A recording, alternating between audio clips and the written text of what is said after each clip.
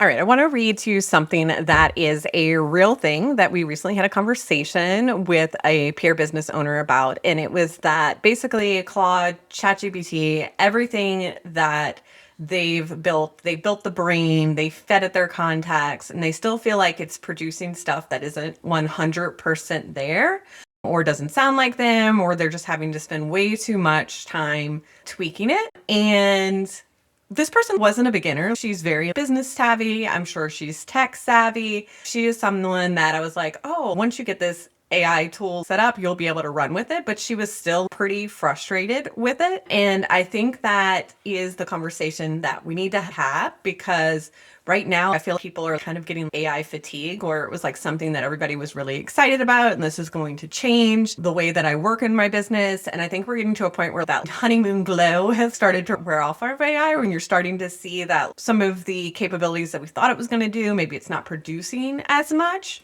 That as Claude's BFF, I'm here to protect him. And I think setting true expectations around AI and what it is and what it isn't. And then also just really knowing some tips and tricks on how to get it to perform better so you're not as frustrating can be really, really helpful. So that is what we're going to get into today. We're going to be breaking down 6 specific complaints that we hear people making about AI. And we're going to be giving you some information or some tips on kind of how to fix this. Yeah, so I want to do a quick energy check before we fully dive in. I think this topic brings up a lot of feelings, whether it is because, you're super excited about it, but can't quite figure it out. Maybe you've tried it, you're exhausted by it, or maybe it's because the impact on the environment and all of those things. There's so many different elements of the impact of AI, whether it's from your own usage or just globally of what we all see happening everywhere. So all of that is so valid. So I want to make sure that when we're going into it, you're really thinking about it in that intention of what you want it to do, how you want it to help you, how you need it to exist in order for you to feel good about using it, certain areas of it that just kind of feel like essentially it's not all or nothing is what I'm trying to say. So I want you to just take a deep breath, take this, if you're on TikTok and you get those tarot readings, take what resonates, leave what doesn't, don't try to force it. And then let's just kind of absorb the information that we want to work with today. All right. So the number one complaint I hear about our friends, our robot friends, is that it forget everything the moment that you start a new chat. And that you're having to waste time re-explaining your business, your voice, your offers before every section, and you're unsure about how to really connect the context from one chat to another one. And you kind of spend more time prepping AI than actually using it to complete the task. This is the part where people say the output just sucks. And it's because, one, you're either too exhausted to give it the context that it needs, or it's just you haven't built that process out together. So I think this is where so many people are either starting from, whether that's a blank slate or they're just assuming that it's going to put all of the pieces together. And that's not necessarily the problem, but it's more so the source that the architecture is where it's pulling from. Yeah, so let's talk about some steps that you can take to mitigate this. Number one, if you do not have it already, you need to build your business brain docs. Even if you don't plan on using AI and you want to have employees, these are so important. And it's crazy the amount of business owners that kind of operate without this. So basically, these are your brand guides, your voice, your ICP, the frameworks that you use and talk about all the time, your offers, who they're for, how much they cost, what's included, the content pillars or niches that you talk about. If you do not have these docs built for your business and you're just kind of going into AI saying, write me a caption, and it has none of the context on all of that, this is where you're going to get the very generic output. When we start working with any new client that we work with, we first build what we like to call their copy Bible, which essentially includes all of this. And before AI, this is what we use to make sure that we were writing in the right context, delivering in the right context. But now with AI, now that we have these docs, we can give them to AI and stop getting that generic garbage. Yeah. And I think this is where when people don't, or they're not operating from this copy Bible, the business brain, or whatever the case may be,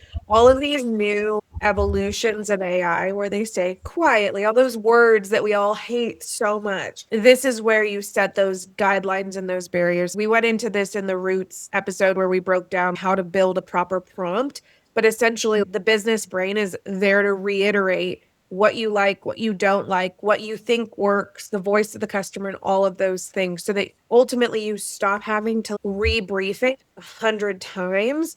And when you are rebriefing it 100 times, you're bound to get lazy in the process and just be like, okay, just remember it already. This is how you kind of stop the laziness and then the poor prompting from the get. Yeah, yeah. So then my second tip around this too would be, so you don't have to keep giving it these things, is to have a dedicated Claude project set up for your business. So the way that I have it set up for in my Claude is I have one for my business, I have one for deeply rooted business, and then I have one for each client.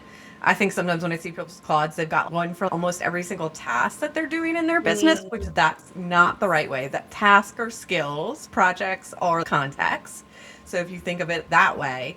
And then another crazy little tweak, which hopefully they will fix this. I don't even know why it's separated, but when you go from Claude Chat to Claude Cowork, the projects aren't the same projects. That's very confusing. So when you start to use Cowork, you have to migrate your projects over to Cowork, or you can go into your universal instructions, and this is kind of how I have mine set up, and say before responding to each chat, reference my business brain, and I have all the links to these ICP documents in my Notion so that any new chat kind of references these things if it's for my business first before it goes to that. And that kind of keeps you from having to type a zillion things, read, upload documents. But the more and more I'm using AI, the more I'm finding it's really important to be really organized, which is not something that I'm used to. But the more organized you are, the easier it is going to be. And if your business and your systems are a hot mess behind the scenes and you've got things stored in your notes app and some in Google Drive and some in Notion, that's where your frustration is, just finding those things. And once I set up a very neat folder hierarchy and all of that on my computer, it definitely started to get a lot easier as far as context go. Yeah, and I'm going to be bold and say AI has made me a better business owner because one, not to selfishly plug our Life First Business Lab, but when going through the onboarding with Onboarding Ola, and she created my external business brain inside of my Notion where it broke down everything that she pulled out of my brain, where it was the voice of the customer, my competition analysis, all of those various components that purely did exist just inside my brain. And when we are talking about these hypothetical business owners that are reprompting from scratch every single time, we're talking about me. Period. I had all of these frustrations. We both have been in this spot where we have tried to systemize things, but ADHD gets the best of me constantly. I have gone back to my little paper notepad because I, for the life of me, have not gotten into the habit of having my tasks in Notion. Thank you, Jess. But sometimes when I'm feeling that resistance, whatever the brain chemical is that like, don't do it, you don't have the urgency for this, I go, okay, fine, I'm just going to write it here and I'm going to just do it one way or another. But I will say that AI has helped me in a way to externalize and have to stop doing the invisible labor of pulling it out of my brain every single time because it was never the same.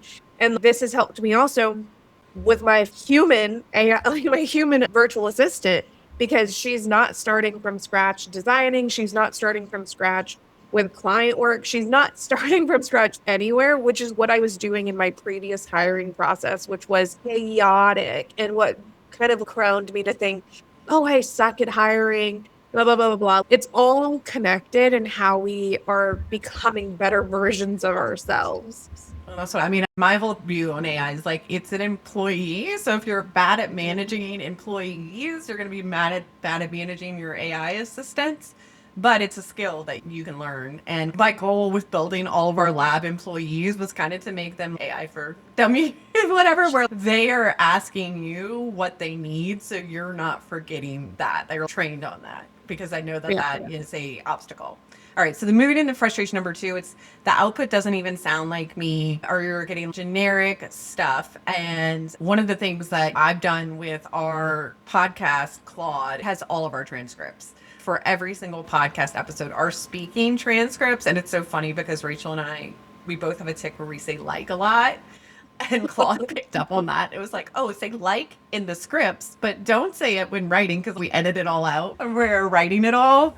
But it even picked up on that. And now I have a little automation where it goes and pulls our transcripts and kind of reads it so it can stay up to date and pull out any new frameworks that we share on the podcast or quotable quotes. So voice training is super important, and it's really important that you kind of keep building on it, because as you keep using it, you're going to learn, oh, I don't like this, or I do like this, that sort of thing. Yeah. And I think this experience that people are going through where they're like, it's just not working for me, or they don't really have the right word. Sure, what you gave me is great. Technically, this is fine.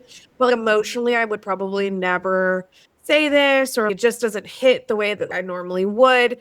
And I think that that's one of those things that I think is really important. When I was working with copywriters for websites and for SEO and all of that, the amount of depth and research that they put into it before any project is ever started is how we should consider using AI for writing in our business, which is it has to have depth. It has to pull from a source that is human, right? It has to be able to say, okay, this is the source of this person, and really make sure that it validates on it, or else it's going to still sound okay, but not great. Yeah, and I think for both of these two that we just covered, one of the other things that I think keeps people stuck, and it was keeping me stuck for a while, is tool jumping. So I would go to Chat for this, or Claude for this, Perplexity for this, use Notion AI for this. And I realized that even though some of the tools perform a little better in certain context, it wasn't worth the additional effort of having to bring that tool up to speed on the context. So if you find one that you like and you vibe with, for me and us, it's Claude, not just because we think that their outputs are a little bit better, but they're kind of the most ethical AI company. I feel like they really do talk about their responsibility with this. They even have a model that they didn't release because it was too smart. Yeah. And it basically was hacking into banks and stuff like that. And they gave it to the banks and they're like, here's everything that we found. You guys need to fix this before somebody else's AI figures out how to get into here too. So, I mean, they're my tool of choice, but if you like Chat, that's fine. But the thing is building a system around it to where it's not a very sporadic, I'm going to jump over here, I'm going to jump over here, because then, of course, you're going to get frustrated because of that. And one of my favorite things with Claude, if you have the desktop version, is you can hit the space bar. There's a space bar, and just speak into it. It'll turn on your recorder and you can just start talking to it and it'll pull you up everywhere. So once you go deep into a tool, you start to learn how to use it better. And I feel because we've had so much AI shiny object everywhere, everyone's jumping here and here and here, they haven't really had the chance to go deep and really see all of those features that really will unlock more time and better outputs for you. All right. So frustration number 3, which is kind of like, well, I did see a TikTok on this where it tells you kind of just what you want it to hear. And, I think this is something that I think they had ran in the TikTok. It was the various, AI tools and the likelihood percentage wise for it to just agree with you. And I think that that is hilarious, one. But 2, it's real, right? Because maybe you're just like, okay, well, I asked it to audit my sales page and it told me that it looks great. I asked it to poke this type of holes and it really didn't give me much of anything. It doesn't really give you that second brain to kind of feed off of. I don't know. Jess, what is your experience with this? But I teach people AI. Maybe I just do this naturally, but one of the things that I do with AI is before I send a new proposal to a client or instructions to my team or a brief to my team, I'll be like, act like you're my client, act like you're a member of my team. What questions do you have? What hesitations? What's unclear? So that's one way that I'll go and look at it.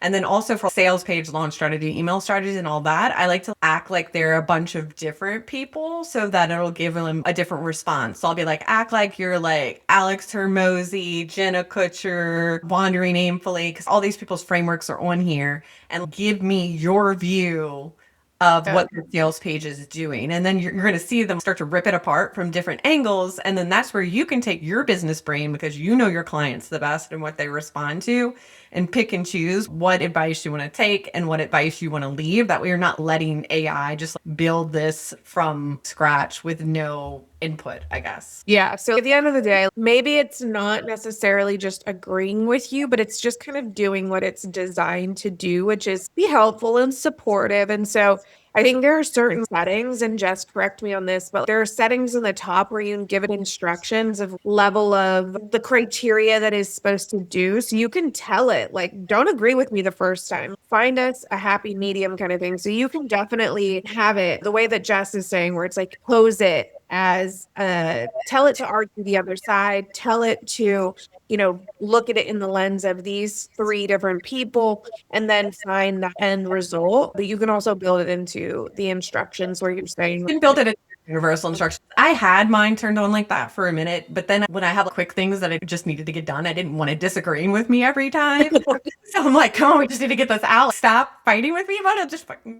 Just do it. What I think the better way to go instead is to create a skill that's maybe a sales page critic and that is trained on this, or a proposal critic, or just when you're in the chat to prompt it. I saw somebody post about it on TikTok. I'm like, oh yeah, let me try to do that. And then it was like 20 minutes later, I'm finally getting the output because I've been arguing back and forth with a really opinionated employee for a while. So I turned that off. okay, frustration number 4. Take us through Okay. it. So a lot of times, this is one of the things too, it works for a while and the output is getting worse. And I find this happens a lot when people are having these very long conversations. And I think it's counterintuitive to where if you got a good vibe going with AI, to when that little alert says shorten your conversation is long, so we're going to compact it to start a brand new one. I've just did Anthropic's official training because I just kind of been out here guerrilla style learning, but they do say that they recommend once your chat gets long, just starting a brand new chat because it starts degrading. It starts not being able to reference everything better. And the better thing is to be like, okay, give me a summary of the key points and then move it to a new conversation. Because if you're ADHD like me, I will start building a lab employee and then go to writing 15 blogs, and now we're writing emails, and now we're doing this all in one conversation. And then not only does that make it really hard for the AI to know what you're doing, but when you need to go back and find stuff, it's like, where did I write this email? And it's labeled building blog builder Bruce, because after I had it build Bruce, I was like, let's write some blogs and then let's turn these blogs into emails. So start a new conversation every single task and really rely on the skills and your brains to bring this context over. Definitely. I think this next frustration is one that the person we were talking to was really strong. It was just basically, it was taking too much time. Everyone is saying that it's saving me time, and I feel like I'm spending so much time going back and forth with it and really never getting there with the output. Yeah, I think if you go into it with that mindset of like, oh, I just needed to save me time, I needed to do this, without acknowledging that there is a learning curve, that there is foundations that need to be built, that there's all of these things that need to be done, I think that's where you get into that problem where you are kind of working against the grain here a little bit. You're the mindset of like, I just need this to save me time because I'm very busy, blah, blah, blah. But you're skipping so much of the things that are going to actually help you save time. So it's anything in business, right? Everything like that, how you do anything is how you do everything. Or how you do one thing is how you do everything. And so if you're kind of just trying to skip to the last part with an employee, it's going to, fail you. With branding, it's going to fail you. With copywriting, it's going to fail you. All of these things is really important. So you have to really sit down and actually build your brain. You have to do your onboarding with Ola, regardless of how much you want to skip through it. It's super important because then you start saving time.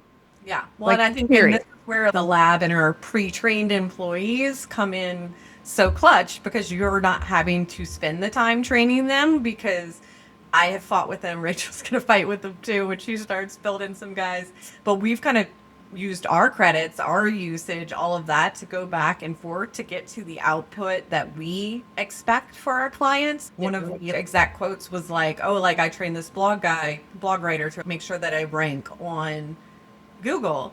And the person was like, oh, well, are they really going to rank on Google? And I'm like, yeah, because the output I'm doing is the exact output that I'm doing for my other clients who have gotten to write on Google. I'm not just like, hey, AI, work your magic and make me write. These are proven strategies that we're building into the tool, where we're not letting the tool dictate what the output is, but we're telling it, this is what we know works, do this, do that. But that again takes time. And if you don't have the SOPs, if you don't have the system set up where those things are already really well documented, then it is going to take a lot of time. And now we're getting to the point where Claude and Descript, what I use to edit the podcast, is has AI built into it. And one of the ways that the outputs have become so good for us so quickly is because I'm giving it templates. I'm not having it like, hey, create a carousel post for this. I'm like, here's our branded carousel post. Now you just go in here and update the text or whatever. Here's our brand guide for videos. Here's the sounds we like to use. Here's the graphics and how we like to change up the captions and do that. And now you just do it. And then that's where the time saving comes, is once you figured out the system. But if you haven't figured out your system first and you're trying to go into AI and get it to do it, yeah, it's going to take you all freaking day to do it. Okay. So then last one, right? Is this the last? Yeah. So let's talk about frustration number 6. And this it's kind of what we kind of already covered, but basically I hear a lot about it's not acceptable, or it's not up to my standards, or doesn't sound like me. And I think that's where really important, where it goes back to the context training, where where you're sharing more about. You have to be so specific. So for example, when we were writing all the blog posts for the AI blog articles, instead of like the first output that I got from Bruce, I was like, write me these 14 articles about this. And they were good, but they were super generic, kind of boring. Anyone can write them. The bones of this are good, but we need to infuse a little more of us and into it. So can you mine out some stories that we can integrate in here, or frameworks that we can integrate in here? So what Bruce did is he asked me a bunch of questions and I just voice dictated. I'm really a fan of voice dictation because it's hearing you and you're kind of just flowing. It's not refined, so it gets even more of you. But I kind of just voice dictated our stories, or how we felt about certain things, or how we look about some certain things. And the outputs of the blogs were much better. So basically, it's give it you and then templates, and it will color inside the lines. Yeah. And I think this applies AI or not AI, right? The things that we have said that work really well in conversion strategies through your email list, or during launches, or during whatever the case may be outside of AI, right? Your whole marketing strategy works well when it's fed from your perspective and when you're sharing your client wins. I remember, gosh, when I was helping somebody with a client launch maybe a year or so ago, and her social strategy was like, share this podcast, share this. And I was like, but you have so many testimonials. You can just start cranking out case studies and people would probably appreciate that and get results from it. And then maybe you record case studies on your podcast. And the thought of just being like, oh no, I'm not really going to share too many of this, because they didn't know how to build that storytelling element to it. That works in AI and it works outside of AI. All of these strategies, what we've said from the beginning, it's important whether you're hiring, it's important whether you're being a solopreneur, trying to manage life and manage business without drowning in work. All of these different layers to everything is super foundational just to be running an intentional, successful business. And make sure you include your stories in your comments, like real stories, real case studies. I think that was feedback we got when we first started podcasting. Y'all's episodes are great. Y'all have great frameworks, but I want to hear about actual clients you work with. So now we're kind of intentional about that.